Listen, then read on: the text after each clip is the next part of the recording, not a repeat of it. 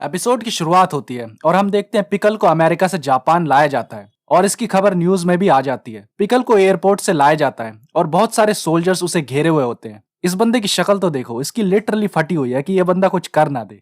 Pickle अपने आसपास के एनवायरनमेंट को ऑब्जर्व कर रहा होता है। टीवी पर यह टेलीकास्ट बाकी और गैरी भी देख रहे होते हैं। बाकी कहता है यह बंदा कितना ज्यादा स्ट्रांग लग रहा है। वहां पर एक रिपोर्टर होती है जिसका नाम आइजावा होता है। उससे कहा जाता है कि वो पिकल के पास जाकर उसका इंटरव्यू ले। वो पिकल के बहुत पास आ जाती है। सोल्जर्स उसे रोकने की कोशिश करते हैं लेकिन पिकल उन्हें हटा देता है और आइजावा को देखने लगता है। इसके बाद सबके सामने वो उसका रेप कर देता है। सोल्जर्स उसे रोकने की कोशिश करते हैं लेकिन कुछ नहीं कर पाते। थोड़ी देर बाद पिकल अपने आप सो जाता है। इसके बाद एक इंटरव्यू में एल्बर्ट बताता है कि जुरासिक पीरियड में डायनासोर का एंड तब हुआ जब एक बहुत बड़ा मीटियोर पृथ्वी पर आ टकराया। इतना तो हम सब जानते हैं, लेकिन इसके बाद क्या हुआ? पृथ्वी का एटमॉस्फेयर धूल से भर गया जिससे सूरज की किरणें भी ब्लॉक हो गई और पृथ्वी का टेम्परेचर -270.4 डिग्री सेल्सियस हो गया और सब कुछ बर्फ में जम गया। ये इम्पैक्ट इतना ज्यादा था, इससे अर्थ की प्लेटें भी शिफ्ट हो गई, जिससे सॉल्ट रॉक ने पिकल और एक टीरेक्स के बैटल को प्रिजर्व कर दिया। उन दोनों में टीरेक्स बहुत ज्यादा घायल था, इसलिए हम उसको रिवाइव नहीं कर पाए, पर पिकल अच्छी कंडीशन में था। और जो घटना एयरपोर्ट में हुई वो बहुत खराब थी, लेकिन पिकल 20 करोड़ साल पहले का है, इसलिए उसे हमारे मॉरल वैल्यूज नहीं पता कि क्या सही है और क्या गलत। फिर हम देखते हैं लोग पिकल को पनिशमेंट देने की मांग करते हैं और इसके लिए प्रोटेस्ट भी करते हैं।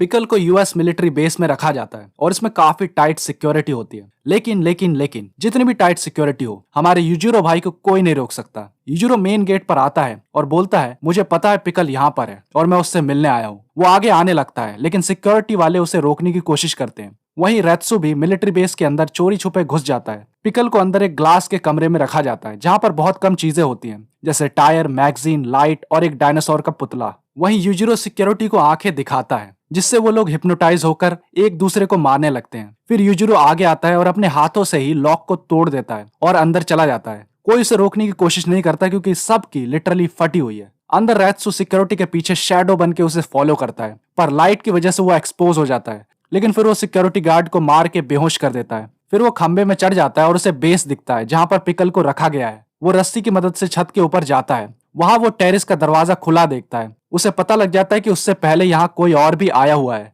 जब वो अंदर जाता है तो देखता है वहां शिनोगी होता है। वो सारे गार्ड्स को पहले ही बेहोश कर चुका है।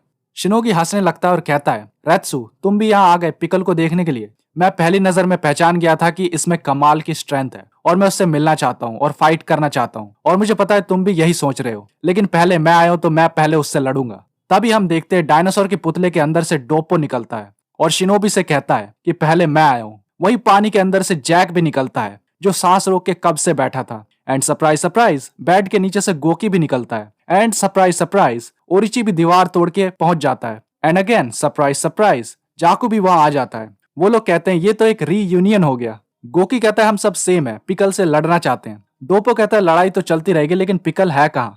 पिकल पेड़ के अंदर मस्त सो रहा होता है। जैक जोर से पेड़ पर लात मारता है जिससे वो जाग जाता है और बाहर निकलता है। उसके साइज को देख के सारे लोग दंग रह जाते हैं।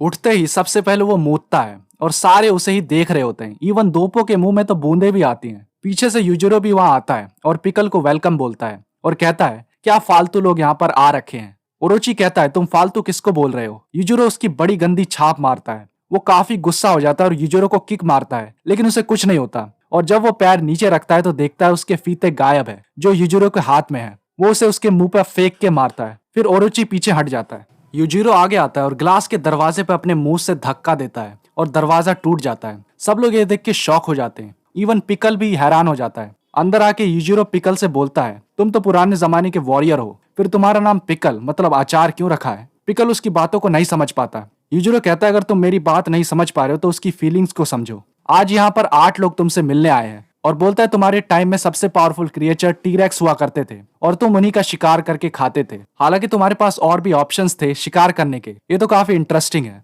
मैं तुमसे इंप्रेस हुआ। फिर वो अपना हाथ बढ़ाता है, पिकल भी अपना हाथ बढ़ाता है। इसके बाद बहुत ही स्ट्रॉन्ग फोर्स पैदा होती है। पिकल को यूजिरो में एक टीरेक्स की पावर दिखती है। फिर वो और ज्यादा दम लगाता है पर यूजिरो उसे जमीन पर गिरा देता है और बोलता है मानना पड़ेगा, तुम में दम तो है। फिर जब पिकल दोबारा उठता है तो उसकी बॉडी में एक चेंज आता है। अब वो झुका हुआ नहीं होता बल्कि वो पूरा सीधा होता है। सब लोग उसे देखते ही रह जाते हैं। अब उसकी पावर्स और ज्यादा बढ़ जाती है। तभी बाहर से एक सोल्जर की आवाज आती है। वो यूजिरो को रुकने के लिए बोलता है और बाहर आने के लिए कहता है। यूजिरो बाहर आता है और एक ऑफिसर उसके पास आता है और उसे सल्यूट मारता है और कहता है मैं माफी चाहूंगा आपको इंटरप्ट करने के लिए, मैं कमांडर हेनरी हूँ 301 बटालियन से। यूजिरो बोलता है ये कैसा तरीका है एक घुसपैठियों को गिरफ्तार करने का। वो बोलता है नहीं, ये अरेस्ट नहीं है और यूएस आर्मी तो तुम्हें अरेस्ट करने का सोच भी नहीं सकती। यूजिरो कहता है लेकिन तुम्हें कैसे पता चला मैं घुसपैठिया हूँ। वो बोलता है नहीं नहीं, तुम घुसपैठिया नहीं हो, तुम तो सामने वाले गेट से अंदर आए हो, लेकिन इन लोगों की बुरी हालत देख के मैं पहचान गया कि ये काम एक ही आदमी कर सकता है, वो है यूजिरो हानमा। और बोलता है एज अ सोल्जर मुझे तुमसे मिलकर काफी खुशी हुई। यूजिरो कहता है साफ साफ बताओ तुम मुझे इतना मस्का क्यों लगा रहे हो। वो कहता है पिकल ह्यूमैनिटी के लिए एक खजाने की तरह है, तो प्लीज उसे कुछ मत करो और यहाँ से चले जाओ। बोलता है लेकिन एक ही शर्त पर, अंदर जो 8 लोग मौजूद हैं उन्हें भी यहाँ से जाने के लिए कहो। वो मान जाता है और सबको मिलिट्री की गाड़ियों से बाहर छोड़ दिया जाता है सिवाय एक बंदे के जो तब से वहीं छुपा था। वो कहता है यूजिरो को पता था कि मैं तब से यही हूँ और वो भी ऊपर के रास्ते से निकल जाता है। पिकल उसे वहां से जाते हुए देख लेता है। इसी के साथ ये एपिसोड खत्म होता है। अगर यार तुम्हें वीडियो अच्छी लगे तो इसे लाइक करना मत भूलना, ज्यादा अच्छी लगे हो तो चैनल को सब्सक्राइब करके जाना। तब तक के लिए बाय, मैं मिलता हूँ तुम्हें नेक्स्ट एपिसोड में।